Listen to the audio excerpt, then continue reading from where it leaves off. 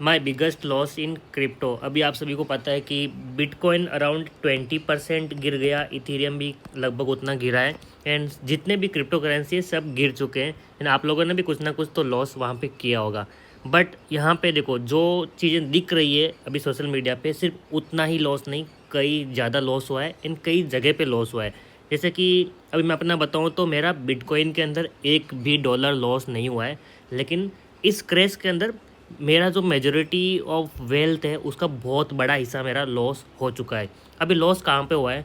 कुछ ऐसे ब्रोकर्स हैं जिनका नाम मैंने कभी अपने वीडियो में नहीं लिया, एंड कुछ ऐसे कॉइन्स है, कॉइन्स बोल लो या फिर क्रिप्टो का ही पार्ट आप बोल लो, जिसका नाम मैंने कभी अपने वीडियो में नहीं लिया, क्योंकि एज ए प्रोफेशनल ट्रेडर मैं आपके साथ कभी वो चीज़ शेयर नहीं करता जो रेगुलेट ना हो, जिसमें लॉस होने के चांसेस है, इसलिए मैंने कभी बताया नहीं। लेकिन मेरा मेजॉरिटी ऑफ पोर्शन यहाँ पे इन्वेस्टेड था ऐसे ब्रोकर पे जिनका कोई रेगुलेशन नहीं होता है, एंड कुछ ऐसे कॉइन जो कि ट्रेडिंग के लायक नहीं है, ना ही इन्वेस्टमेंट के लायक है, that is just for a bet, या तो ऊपर जाएगा या नीचे जाएगा, किसी को नहीं पता है, एक बेट था। एंड मेरा मेजॉरिटी ऑफ पोर्शन धीरे धीरे इनके अंदर ऐड होना स्टार्ट हुआ था।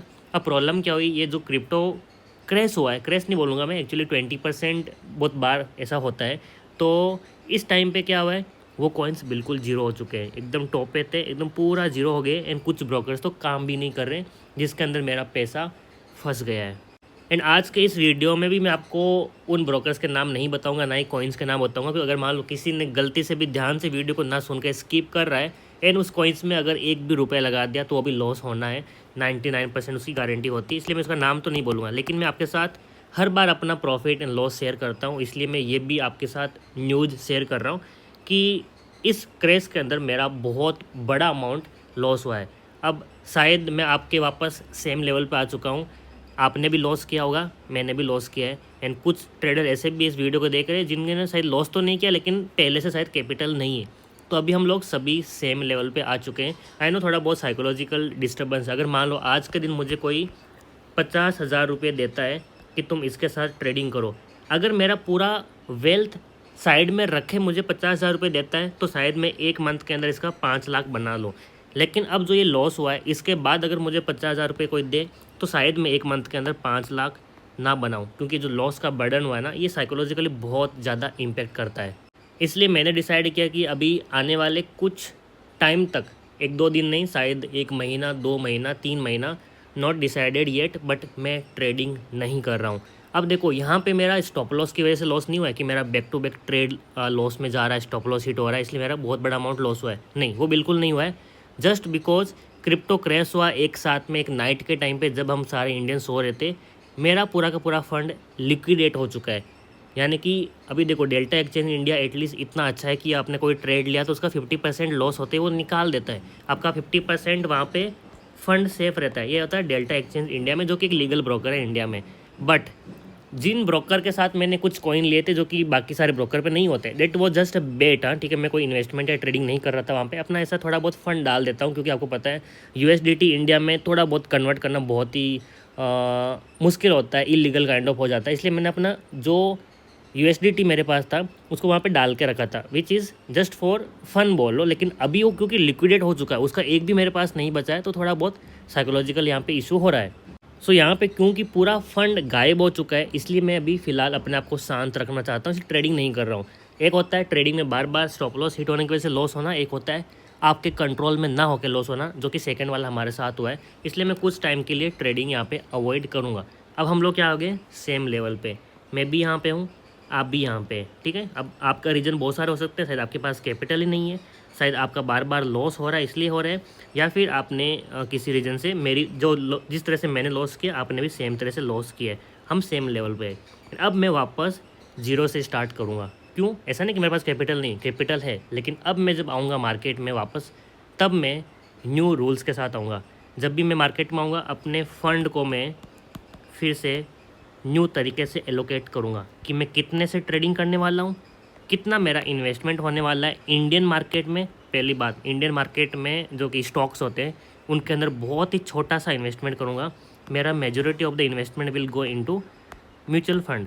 इसका वैल्यू मुझे अभी समझ में आ रहा है, ठीक है। पहले मेरा मेजॉरिटी ऑफ द वैल्यू था स्टॉक्स के अंदर बड़े बड़े, मेरे पास MRF भी 15 शेयर है, आप वैल्यू निकाल सकते हैं। मेरे पास MRF के 15 शेयर अभी भी है, ठीक है। इंडियन वाला वैसे का वैसा फंड पड़ा है, जितना इन्वेस्टमेंट है पूरा का पूरा वैसा बचा हुआ है। इंडियन मार्केट में जो मेरे पास फंड है जिससे मैं सेलिंग करता हूँ वैसे के वैसे है। जो डेल्टा एक्सचेंज इंडिया के अंदर मेरा फंड है वो भी वैसा बचा हुआ है, क्योंकि मैं ट्रेडिंग नाइट के टाइम में नहीं करता हूँ। बस मेरा वो वाला फंड लिक्विडेट हो चुका है जिनके अंदर जिन ऐसे ब्रोकर पे मैंने कुछ कॉइन्स लेके रखा था। सो अब जब मार्केट में वापस में आऊँगा 1 महीने बाद, 2 महीने बाद, 3 महीने बाद, हो सकता है 6 महीने बाद, इट डिपेंड्स ऑन माई कि मैं किस तरह से अभी फील कर रहा हूँ मार्केट के बारे में।